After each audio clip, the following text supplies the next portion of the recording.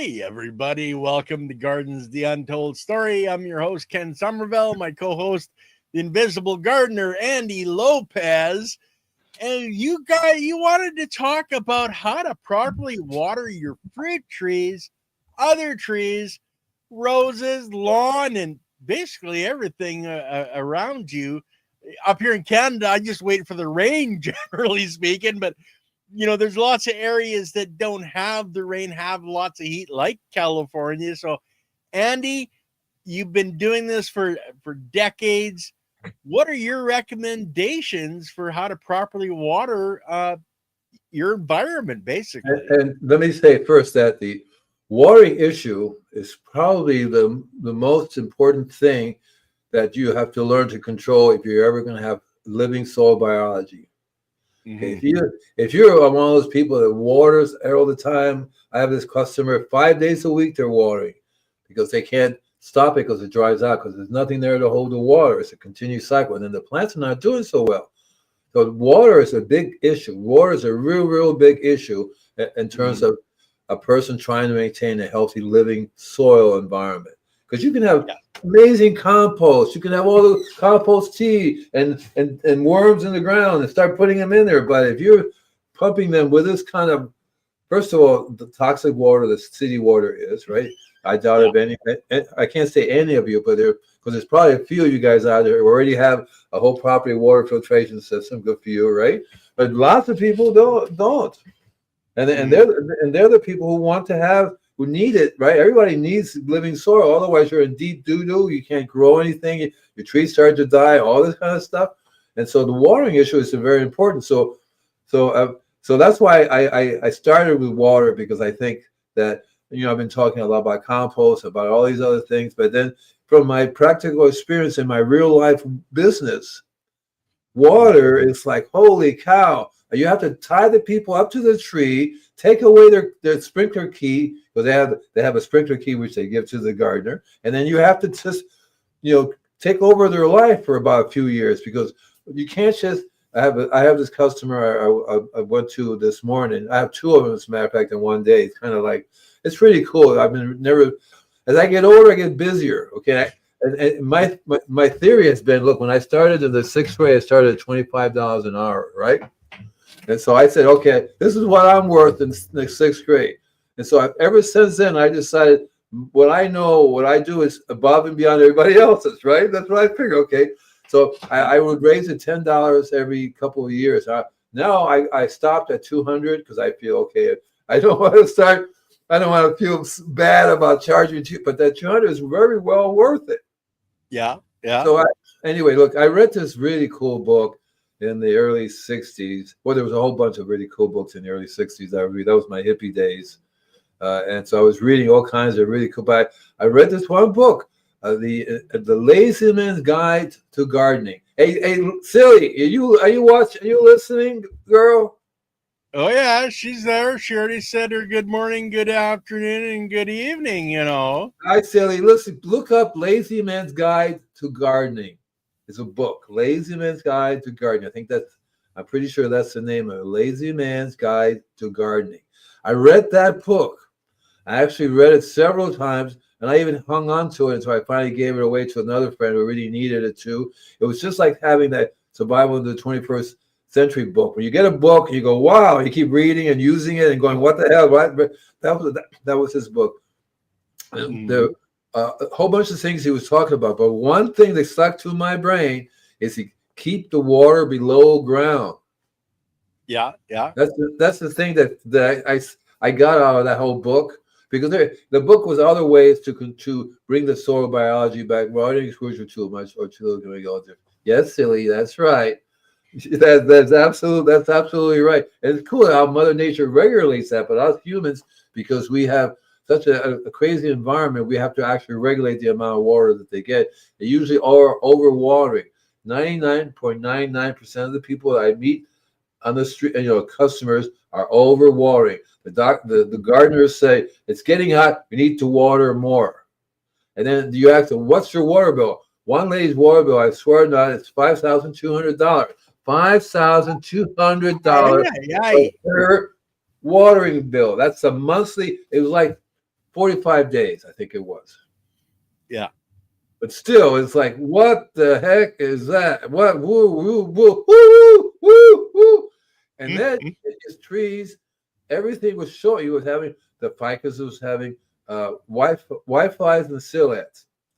So remember, whenever a bug or disease is attacking the plant, it's food for the bug. If it's food for the bug, that means that it's something's going on with the plant that's not making it strong enough. Because normally when they're healthy and strong, they're no longer food for the plants. Remember, complex carbohydrates and simple carbohydrates, right? If you're healthy, you produce a complex carbohydrate. The bugs go, sorry, I can't eat that, man. Right? I don't like lobster, If something's wrong with you in terms of you're not getting the minerals and stuff, you produce a simple carbohydrate, which is Mother Nature's way of saying, okay, I have turned on the switch, time to recycle that there plant. And you're going to see the bugs come out of woodwork and attack it.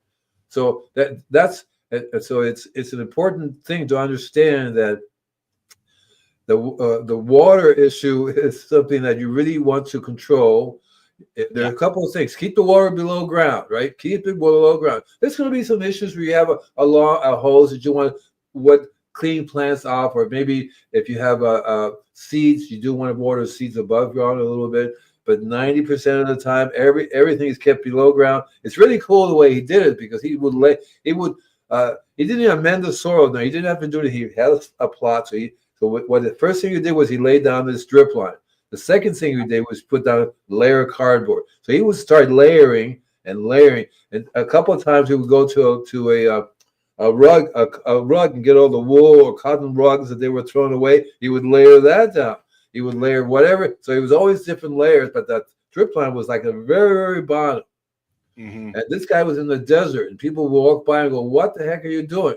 Because all the water is down below ground, and the trees are standing there. They will get damaged maybe from the hot winds and things like that, but they certainly would not dry out. They still will. Actually, and he used a fertigation unit. A fertigation unit is a device that's a blend of for fertilizer and irrigation. That's that it? Great. Yeah, I think that could Lazy Gardener's guidebook. No, I don't think so. That sounds familiar, but I don't think that's it. I think I'm not really sure. I think that's why we preach mulch, Andy, is to keep the water underground under that mulch layer, so your mulch layer can dry out, but your soil doesn't. Your soil doesn't go hydrophobic. It doesn't dry out, because guys, hydrophobic is when your biology goes to sleep. It goes to cyst. So it's sleeping. It's not doing any work, and you need that biology to do the work, to keep your plants healthy. And overwatering, especially like Andy, you're saying, like if you're spraying water, it's just a lot of that is evaporating right away. And that's not what is necessary and needed. That's where, drip lines in a hot environment, like up here in Canada, we don't really have that too often where it's that hot, but we can still use drip lines as well, and make sure our soil is staying, moist enough where the biology is going to survive and proliferate. Well, a drip line, there are several things I like about. I know people who hate drip lines because there's a little bit more work. Animals who tend to tear into them, gardeners who tend to tear into them. All kinds of things seem to happen to the line. So, and those little heads always seem to get plugged up. So you learn how to best use a drip line. The new ones now are the ones I like are made by Rainbird. They have a copper tubing in the middle, guaranteed for 10 years, and they're meant to be buried. Okay. So it's a nice thick product. They're about, you can get the 2 gallon per hour or the 4 gallon per hour heads. A good drip line would water a foot on either side of the hose, depending upon the structure of the soil. Because if it's really good, healthy soil, maybe even further. Yeah. Yeah, because it'll have the wicking effect. Yeah, right. It goes on out. And if you keep it below ground, one of the things I like about this system is that in the fertigation unit, you can actually modify it. See, it was meant to be for chemicals. So that means you have chemical fertilizers like a 20-20-20 in there. It only gives it a little tiny 1/1000. Okay, well, I don't know, sweetie. I don't think that was it. But I think these are people who have read this book and they came up with their own version of the lazy. But I think it was. I don't know about heart now. I'm sorry. It was like 220 years ago. And I'm pretty sure it was a Lazy Man's Guide to Organic Garden. Lazy Man's Guide to Gardening. Lazy Man's Guide to Gardening. That's the actual title of it. And it was a long time ago, so it's probably in the 60s. Mm-hmm. Could have been written in the 50s. Yeah, it may have been written in the 50s. One of those things that continue on, you know, or maybe even I read it in the 70s. I'm pretty sure I read it somewhere between high school, Navy, and getting out, somewhere in there. So, Andy, would you recommend if you have to have like the sprayers that are above ground? Like I would recommend always doing it, very early before the sun really comes up, so there is not that wicking from or heat from the sun to evaporate. Would you say at least then you're going to get some of the moisture into the soil? So one of the things that I started doing early on in my life, which tended to give me the name Invisible Gardener, because it's a combination of a lot of different things. I would always water at night. The best time I lived in Gainesville was North Florida, very, very dry there. Watering during the day is ridiculous. 90% of it is all evaporated before it hits the ground. So I would water at night, which I found that the water would stick around longer until the morning got up and then it dry everything out. Mm-hmm. So that was a good advantage of watering at night. But in Florida, I never had that problem because it's raining enough. You don't have to really worry about overhead watering. You keep your water below ground anyway because it's better to control in terms of control insects and pests and diseases if you keep the water below ground. And also creatures don't come around tearing into your lines to get at the water. And another aspect of watering is to learn how to. It's better to water deeper, less often than less more often. Does that make any sense?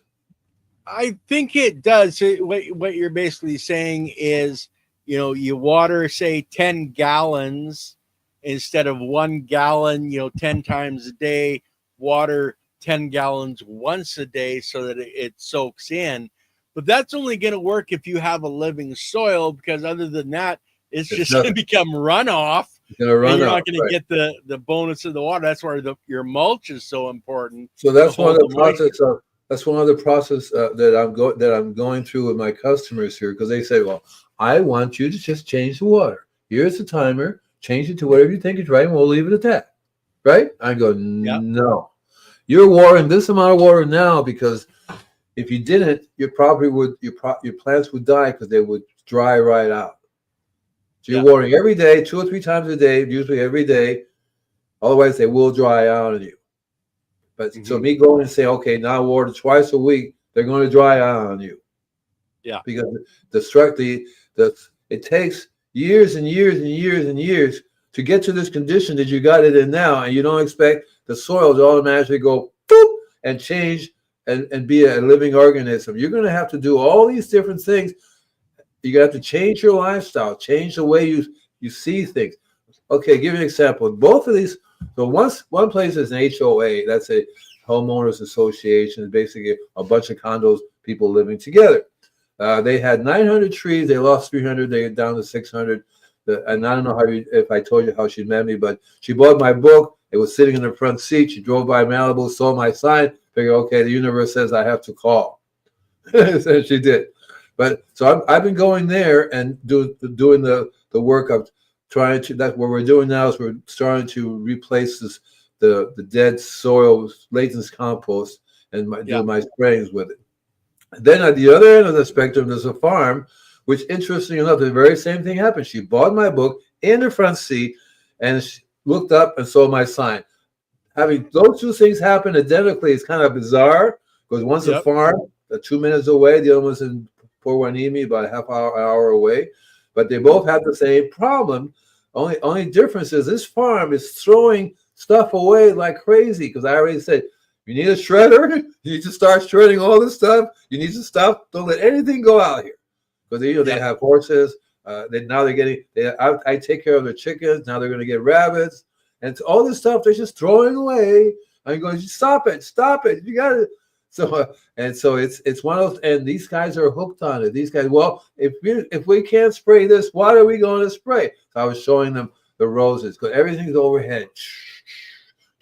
Yeah. When I was there, every day they were watering every day, and there was actually not a single living earthworm in the whole place.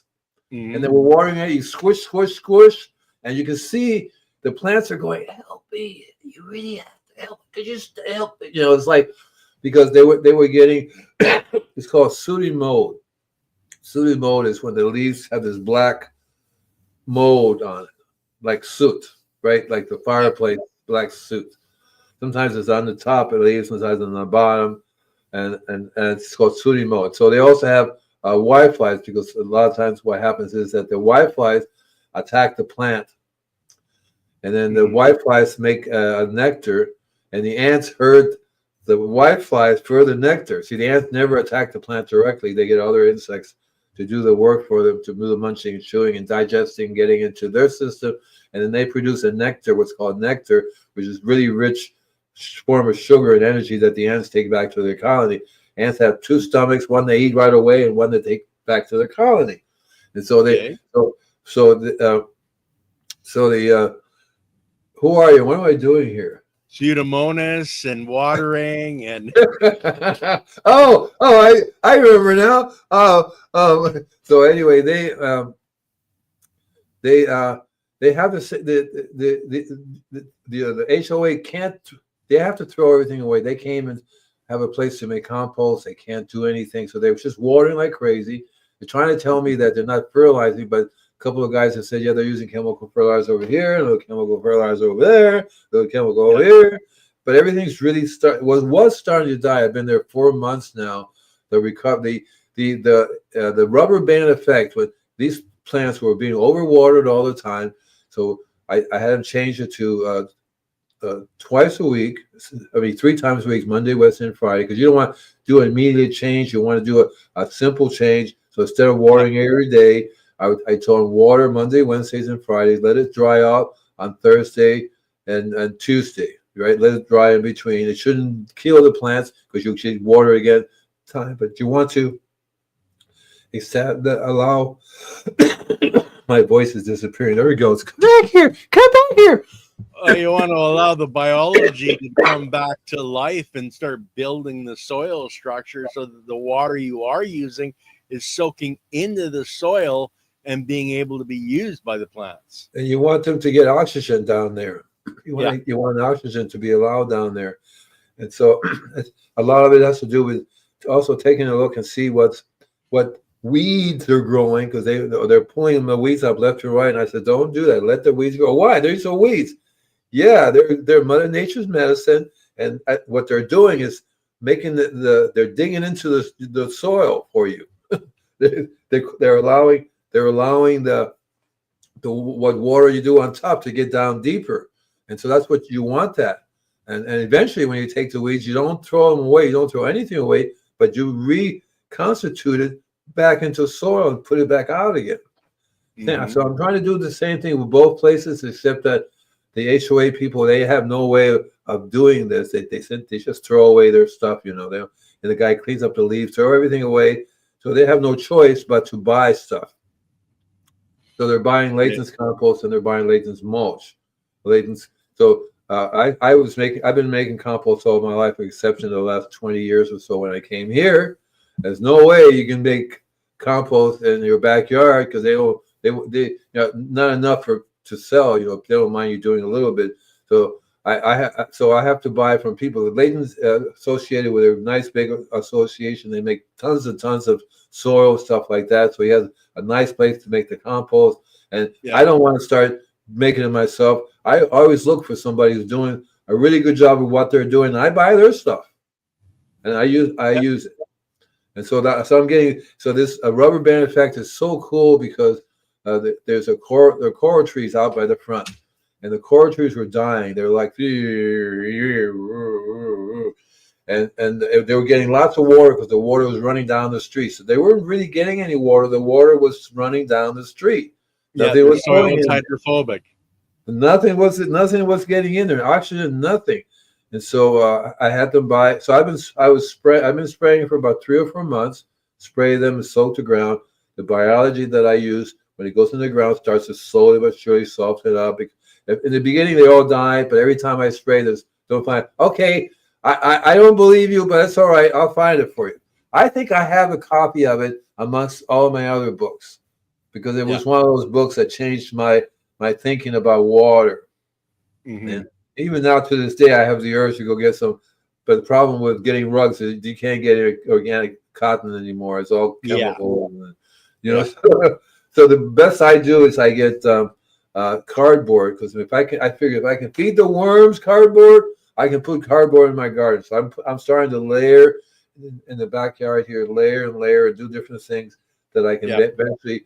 And I think the gophers do not like it when you're working in their territory. You're doing stuff, so because they seem to be slowly going away. Mm-hmm. So, but I've been planting basically herbs, medicinal plants that they don't like to touch. So I think that's part of the solution for gopher control. But so anyway, so one of the things you definitely want to get if you want to do the watering right is to get a whole property filtration system. Yeah. Now I have I located one. I'm not doing anything with them because they don't think I'm big enough to give me an affiliate. But when I'm done here, I think you have it too because we have it as a guest, and you have an affiliate thing for them. Did you not get it? No, I never got it. Andy, it's not exactly the best. You're in California. I'm in Canada. There's no use because we don't do generally. I get it. Watering systems in Canada, especially. I get it. You're on Mars. I don't live in a little community like you. You're on Mars. I understand that. I'm on Venus, and we don't do the same thing. I didn't think about that, right? But anyway, it's if you're in an environment where you get city water, you do want to filter out the water. Yes, yeah, and I most of us in Alberta, unless you're living in a city, like acreage owners, have your well. Yeah, we have well water. Now, I did want to point out to Penny here. Penny, cardboard is wood. It's carbon, and you need a carbon source. Everything needs carbon to exist. We're made of carbon molecules. Carbon is in what's in your cardboard. Just remember that the cardboard. You want to take away any plastic that's been attached to the cardboard, any tape that's plastic. You want to take that away. Cardboard is totally recyclable. My worms love it. I've been feeding them for years and years. At first, I said no, but even the ink is a plant-based. So the cardboard is fine. You just have to make sure it's recycled because it could be coming from other countries which are not. So you can tell they have it says recyclable on it. Because that means it's already been recycled and it's totally. I figured if my worms love it, well, better off using wood chips. Well, if you shred your cardboard, just like you would shred your trees to get wood chips, you're basically doing the same basic thing. You're breaking it down into smaller components for the biology to break down, but don't mix it into the soil. It's something that you want to have on top. Just use it as a mulch. I'll tell you about the wood chips too. Is that wood chips are really good for mycelium. So you can basically literally have a layer of wood chips, which is one of the things. See, I don't use wood chips in my worm bin only because they would last forever. So I would end up with this compost with wood chips in it, right? Because it won't decompose fast enough. But what I do like it in my garden, and I look for that, and it's one of the things I'm going to be talking about soon. How you can tell mycelium is growing in your garden. How you can tell, because I'm going from a toxic environment to how do you convert it back into a fully functional. It's never been a functioning garden. This has been a road that went through here. It's all construction sand, so it's nothing there to make it grow with. But so you want to what was I talking about? Tell me. Well, I wanted to mention that the wood chips Oh yeah, and the pulp that's used for cardboard to make cardboard is just wood chips broken down that much more, yeah. uh, and then formed into cardboard. But it's the same carbon that's in wood chips is in your cardboard. Same as with paper products. Paper, It's just paper is wood the other one, pulp. right? Newspaper, shredded newspaper is one of the things I add also too. You just have to, again, understand that there are certain parts, certain toxic Yeah. uh, colors that use it. Yeah. In terms of you have to when you do newspaper, you can't have anything shiny with colors on it.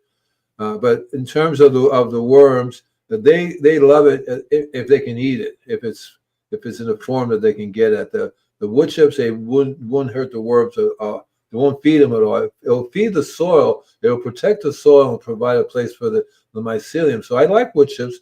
I like all kinds of wood chips because they're all part of the way Mother Nature works with Yeah. mycelium. It's so cool. The whole it's one of the things in the Korean farming that you can do too is you can have a little place with wood chips, right? You get a little basket, and you put it has no bottom on it. You fill it with wood chips. You set it on top in a place that that's very alive. And you put the little basket top on it. You'll find that within a few weeks the whole mycelium will go over the wood chips and it'll be this white substance covering all your wood chips. You can take that wood chips and retransplant the mycelium to other parts of your property, whether you put it in your garden, put it on another set of trees, and then if you take care of it, then the mycelium will grow from there also. I've never actually heard of somebody using wood chips because, like, generally they're telling people to use, rice, Yeah, partially cooked rice, but yeah, it's basically it's the food source yeah, that whether it's rice or yeah. bran or wood chips, or it's just the food source for the mycelium to attach to and start eating to get the mycelium or the biology you want. Because generally, if I understand correctly, a lot of it is more yeast than mycelium, but then I haven't put it under a microscope, so I'm not sure. The way I look at it is the trees have evolved for centuries now to be a product of the earth, and then when they die, every part of them goes back into the earth and promotes the biological function, right? So that's what Yep. that's what's important about trees. So that's why I like wood chips, because wood chip naturally will attract not only by sin, but other types of biology to that structure there. It's sort of like having a charcoal biochar that does the same thing. The biology are attracted to that. So when a tree, have you ever seen a tree that falls over and it slowly starts to decompose? If I run across a tree like that, I would take all that pulp inside the tree, take that and plant it, takes it in my garden. I would put that in a Yep. worm farm if I encounter it, because that's a very special type of biology inside of that trunk. And Yes. so when it Well, decomposes, that's what wood chips are. It's made from that same biology. yeah. Well, you have to consider, and it doesn't matter if it's plant, animal, human, the biology inside of that structure, when that plant, animal, or human dies, the biology that exists there, and we've found this out from with Dr. James White, they literally flip jobs. Instead of being, a builder, they become a decomposer. So it's the same biology doing a different job, and they're automatically flipped to start decomposing that structure. Right, right. And so that's and what I like about the wood chips is that it's more time released. It's more of a time released biology for the soil than something that just decompose within 30 days and it's gone. Yeah. And so that's what I like about wood chips. When this guy was talking about Lacey Minot's Guide to Gardening, and he was layering, he put a layer down of wood chips, maybe a half a foot. And then if you ever go back and dig in there, that's going to be where the mycelium is concentrated in. That's going to be a big layer of mycelium right there, massive layer, which then feeds everything else from there. Well, if you check out Back to Eden, Yeah, and the idea behind that, it's all wood chips. I've seen people literally, have a truck come in and put in 4 or 5 feet thick of wood chips but then they don't plant in that area for at least a year so that they allow the biology to move up through those wood chips and populate it. Because if you just plant it into those wood chips, your plant's not going to survive. So what I do is whenever I have a customer that's ordering a truckload, I tell them, order a truckload of chips, wood chips, and let me know. So when they do that, I will go and spray all their chips that they. Sometimes I get it off the truck before it comes off the truck, but usually when it's on the ground, I will spray with my biology. You'd be surprised how fast the biology would take over on the wood chips. On the underside, especially anything on the lower layer. The top layer of the wood chips are dry on one side, but the rest of it is nice. It stays nice and moist. That's one of the things we're trying to get people to understand is that you have to have something on the soil that holds water. Yeah. And then you can, so that nothing runs off, everything sort of sticks with you. When it stops raining, it takes a little while for everything to sort of soak down into your soil. And that's what wood does. That's what wood chip does. That's one of the best things about it. It does soak water, and the wood chips will all soak water. It takes them a long time, right, for that water to disappear, especially if they're down below, because nothing's evaporating. And that's one of the secrets that I'm trying to convey to these two customers who want to automatically switch over to a lesser watering time, is that, okay, so you have to get a shredder, stop throwing anything away, and shred that up. You get a branch, shred it up. You get a grass clipping, shred it up. Mix them all together, provide some kind of, if you make compost, run it through your compost system. Any way you can give more biology to it, and use that as your mulch. Start putting that back down wherever you can. And you do that on a regular basis. By now, it only takes you a few years. There won't be any barren soil anywhere because you don't want any soil to be barren. It'll be much. Yep. The other thing we're going to do is buy earthworms. We're going to start putting earthworms down, and I'm going to change your mindset. Okay, what you're doing now is you're farming worms. You're growing worms. If your worms are dying, you're doing something wrong. Yeah, if you don't have the life there, then you have no biology there, and you don't have a living soil. And if you don't have a living soil, you don't have what you need to grow plants, because it's the biology that builds the cell for the plant. So yeah, it's that cycle of everything needing to be there, and that's why the watering is so important. The timing, like you said, having it, keeping the water below ground, and that's where the mulch, whether take the cardboard box, shred it along with your wood, mix the two together, and you have the best of both worlds, because the wood chip won't hold as much moisture right away as the cardboard will, because it's already pre-digested. We talk about pre-digestion in fermentation for our food. It's better for us to be pre-digested.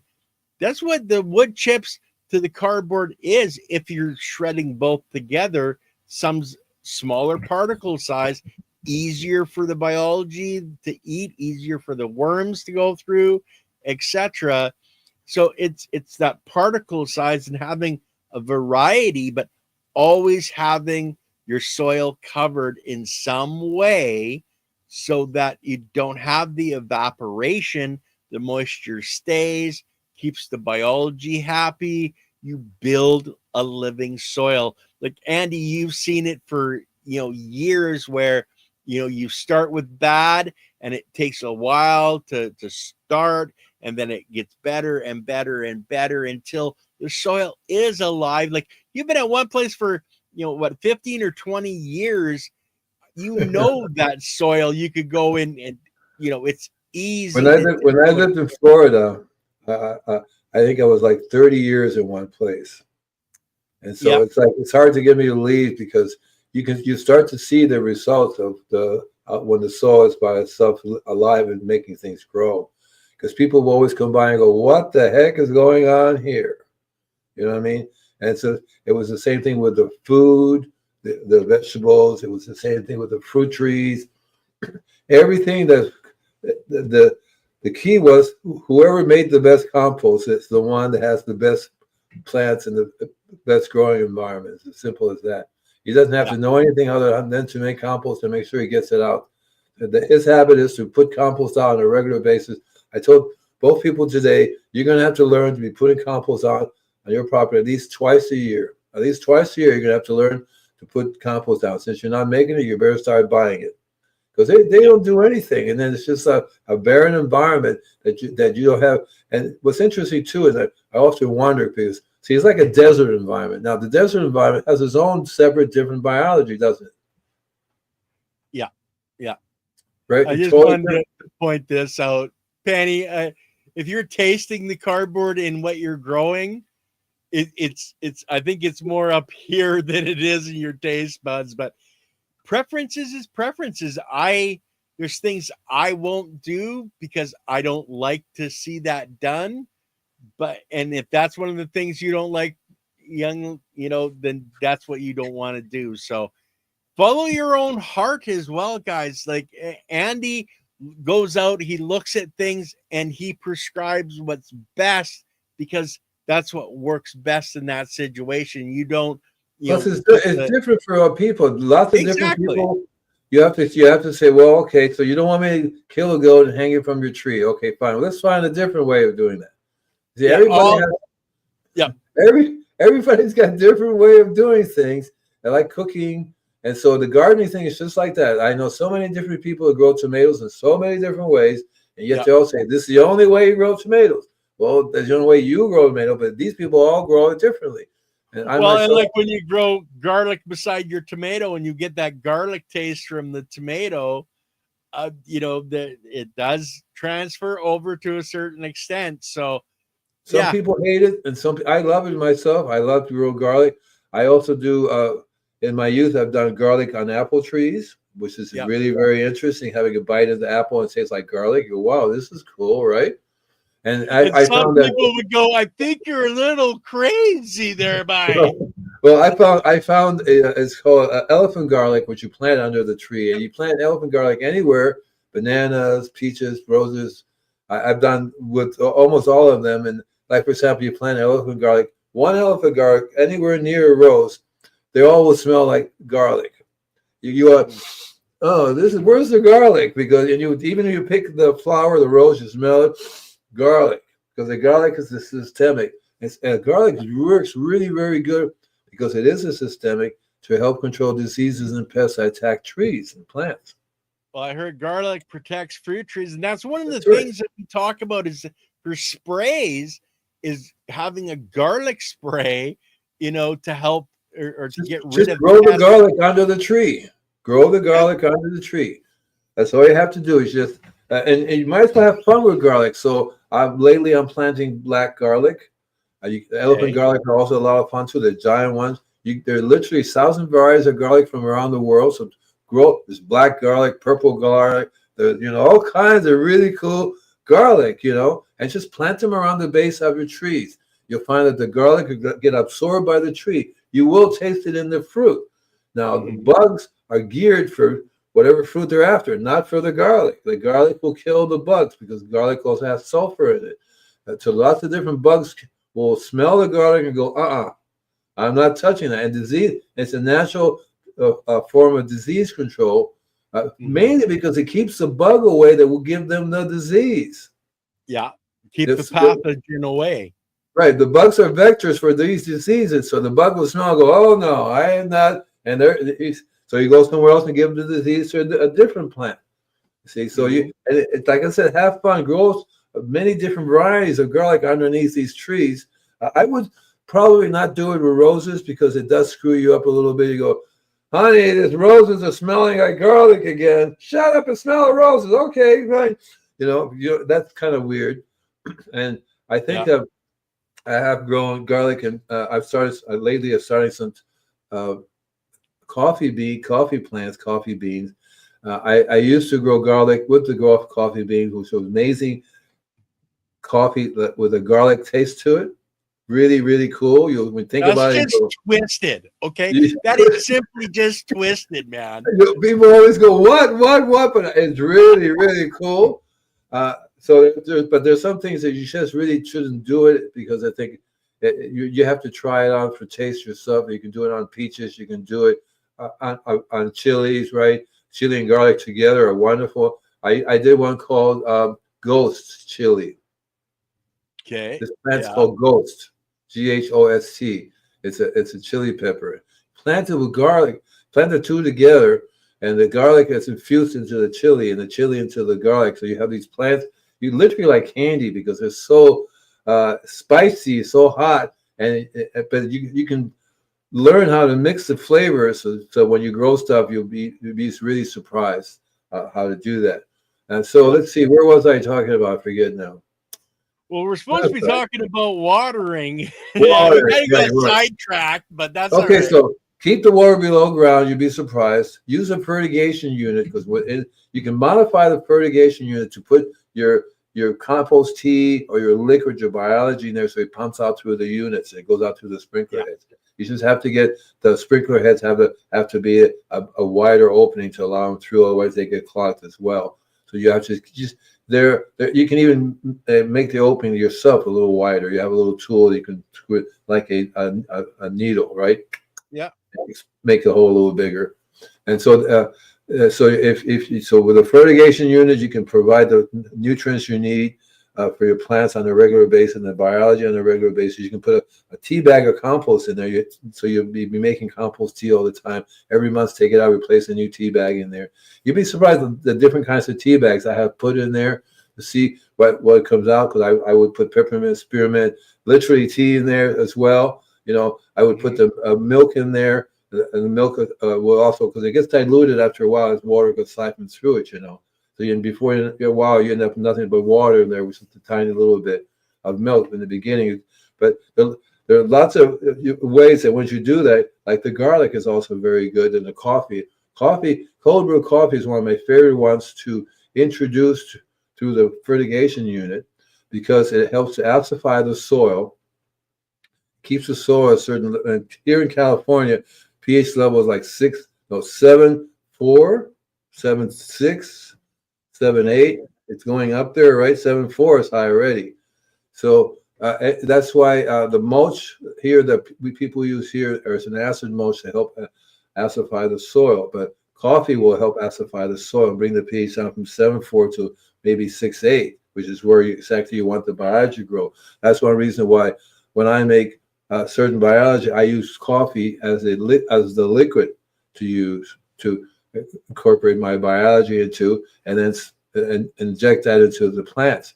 And whether you use it, so the tree vent site that I created is one of the things it does is that it absorbs anything that's systemic. So if you take, because I used to be able to buy crushed garlic and just dump it in there and shove it in there and close the top and put the drip on it. Not only does the garlic will smell the whole area, but the tree absorbs the garlic and the tree smells. Yeah. And so it's a really cool way to immediately deal with pests and diseases. It works really good on, for example, peach leaf curl. Okay. Peach leaf curl is a soil disease. So there's a long-term and short-term solution. The long-term is heal the soil. You got to take care of the soil, get it back together, and then you'll solve your peach tree problem. But the short-term solution is it's a calcium deficiency. Basically, milk will help it. And so you can actually add coffee cream and sugar, which is a great blend. You have your liquid, you have the coffee with the acid.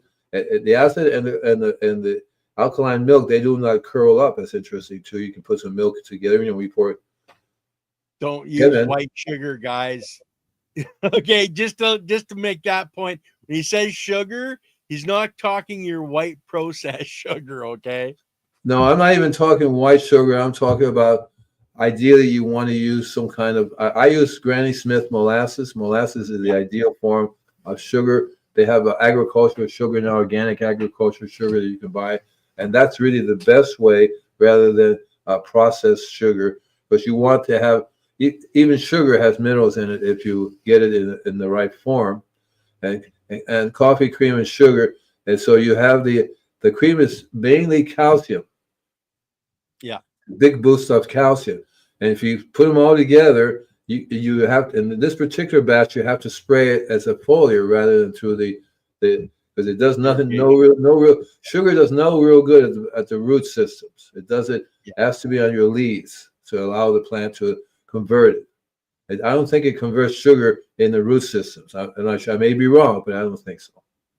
Well, it will. The biology, it's the same Yeah. biology above is below, so it will. It's just it's better because they're using it as an energy source, just like sunlight is an energy source. So that sugar, those molecules are being broken down by the biology to use as an energy source to grow the cells necessary, for leaf development, etc. But I did want to point out is I know we've mentioned it a lot of times before. If you're on city water, guys, you want to be filtering it. Now, Andy's talking about, a whole yard filter system. But if you're just, doing a small yard, you don't have the estate till Malibu and you just are watering your lawn, get a filter, Blue Sky Biochar. And we've had him on our show. Good filter, yes. Yeah, he has a filter for Hook it going up to on your your hose. hose. Hook it up to your hose. Right. Yeah. So it's as simple as that, guys. If you're not sure, and even if you're on a well and you have really bad water coming from your well, you can use this for watering your plants as well. But if you're in a city environment where you have treated water, never spray that water on your plants or your yard. I don't even recommend bathing in it myself because all No, those and chemicals. you definitely do not drink it. Yeah, yeah. But let me Don't let me even make coffee with it. let me say something I think, and maybe I may be wrong, but see, and we talked about it a little bit before how I think the biology is different that's on the leaves and the biology is in the ground. These are two different types of scenarios, different types of groups of people. They do different things. So the people on the leaves are specifically gathering from the environment and promoted through the leaves. The people on the ground are specifically gathering from their environment and promoting through the root system. And so there's slightly different type of people, in my opinion. Well, Just saying. it's the same basic biology, and Yeah. this is what is been found out by I don't want to say the wrong name, um, James White, Dr. James White, where he looked at horizontal gene transfer, where the same biology say. So let's just use Andy Lopez as this biology, but when he's down at that level, he can literally be trained to be an electrician one day, a plumber the Yeah. next day, Yeah. etc. So the same biology exists there, doing different jobs. That's doing different jobs, right? That's what Yeah, I like that, right? and that's what your point is, I, Andy. I Everybody's like that, doing right? their own It's jobs. it's like this game I play. You have one creature, but you can make so many different creatures from it. So it's the same one Exactly. creature, but all of these are the ones that I was talking about. There are different Yeah. functions. They do different things, and that's because this game follows nature too. I forget the name of it now, but basically you build things according to genetics, and then you can see how they evolve and how it works together. So yeah, so I forget now. I keep forgetting because I have about a trillion things I'm working on right now, which is really cool and very interesting. My music is really doing really well, but I'm also working on a column. My latest thing now that I'm working on is, and I'm eventually going to talk about here because it has to do with the water. Really, how do you go about switching water? What you have to do to go from using 100 gallons a day to maybe 25 gallons a day, and it isn't just changing the water amount. It's changing the soil structure and the biology and the life, because then the water is soaking in, is being stored in the soil Right. structure. That's exactly And what you mentioned at the HOA when they were watering, the water was just running off. Well, you're paying thousands of dollars for water and it's just running off. and they're paying thousands of dollars to the gardener to rake up the leaves, throw them away. Don't let any leaves fall on the ground. Don't let any leaves decompose. When I said leave the leaves, as a matter of fact, you should get one of those, either a shredding mower or a little shredder. Take the leaves, run it through, and put it right back down again. You wouldn't never have this problem at all if you were just recycling your own leaves and plants that were falling down in there. Yeah, I know. For my lawnmower, I bought mulching blades. So I don't have big windrows of grass that I have to rake up. Everything is mulched and put back on top of the soil for the biology to live and to digest, to grow more And that is grass, so cool. dandelions. And that's what I want for my garden here, because right now what I'm doing, half my garden, I'm allowing the weeds to grow because they're Yeah. growing. There are more roots in the ground. They're doing their thing. They're digging down in there. And what I would love to do is have a mulching mower run over it, make everything go right back in again, rather than right now I'm taking anything that's getting dry and everything, because I have little babies growing too. More and more things are growing in there. I've been finding more and more worms showing up and Yep. more mycelium showing up, which is a really good sign. And so I want to get a mulching mower. I actually was thinking of the kind you push. That's too much work. The little rotary thing and trying to go over it that I've way. got 2 of them and I don't use them anymore. Yeah, I don't think I'm going to do that. I was just going to get a mulching mower, but the mulching mower will mulch everything in its way. See, so I don't want it to. I can try to teach. Maybe I can teach the mulching mower to leave the good guys, leave the things that I want to grow alone. Maybe they can come up with an intelligent mower. Where are you, Daisy? Okay, where are you? Okay, right. So basically, I'm going to by hand and just pulling up the things that it's time for them to dry out and then return. As opposed to if I leave them alone, they grow too fast, and the little guys that I already planted will die because they're not getting enough light. So I have to try to balance it out so that more and more of what I want will grow. You guys are awesome. I learned so much here. Willie Cargan of the DMT house. And I'm actually planning to do a show on the simple explanation for root exudates. Hopefully this week I'll have it set up. It's very, very root exudates are really, really simple to understand, but I'll get into that later, probably this week or next. What's a root exudate? Ooh, where? What? That's your. I'm not going to go deep into it, baby. Basically, your plant produces a liquid that they put down through their roots, and then a lot of it is actually brought back up into the plant. But I'll go into more detail, and it's a very simple understanding.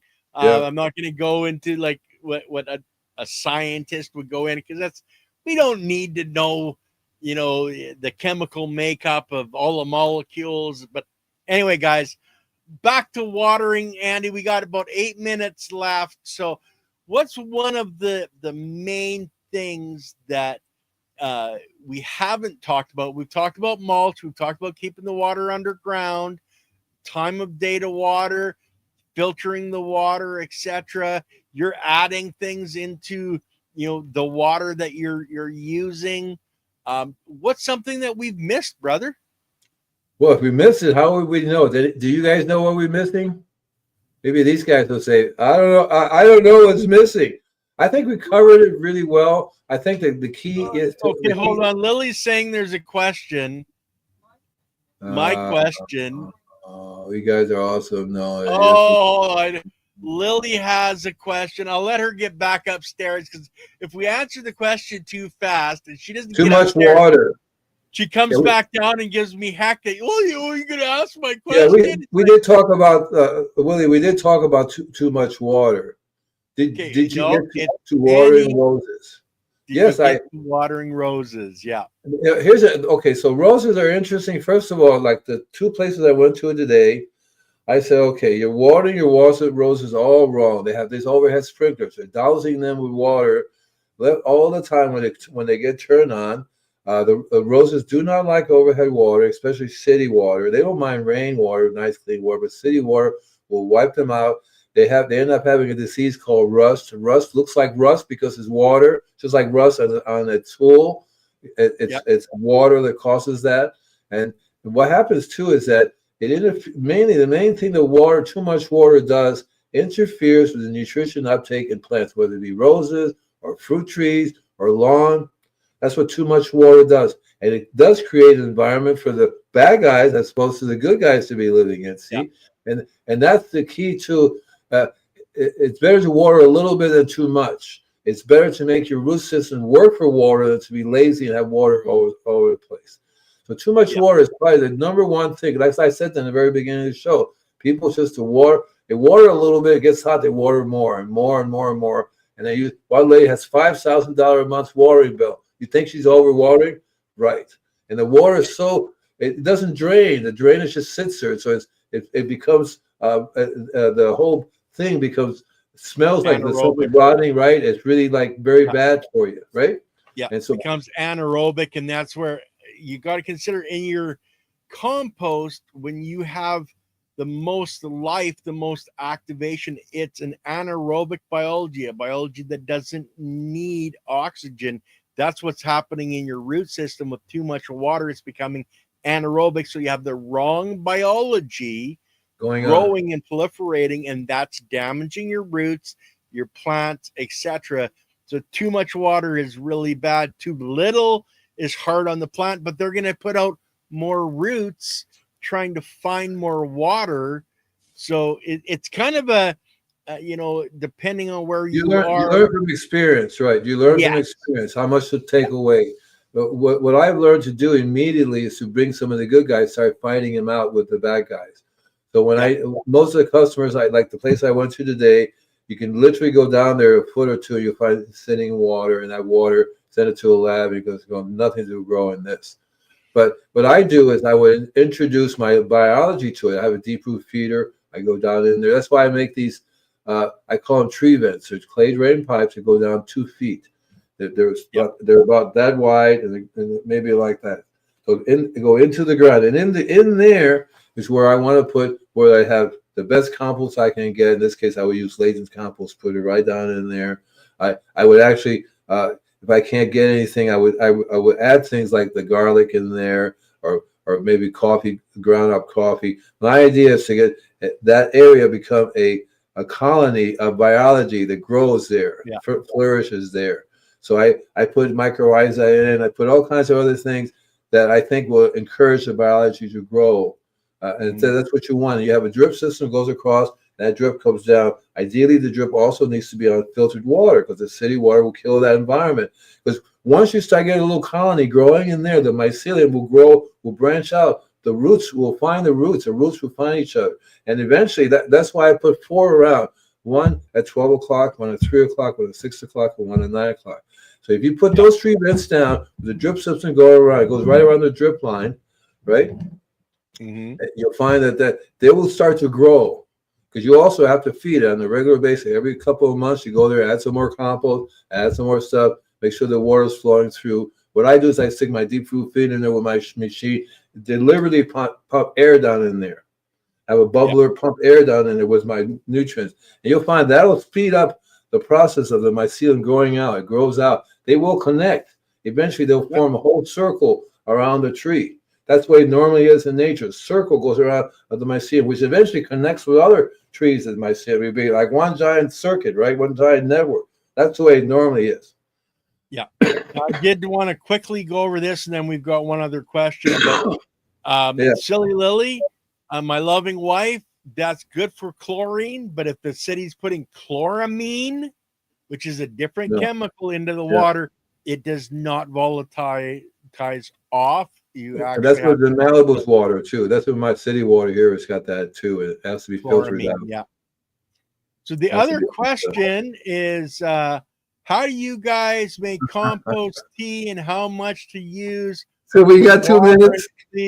We've done shows on this, by the way. Yeah. You got 2 minutes. Go ahead. Tell them in 2 minutes how do you make compost tea.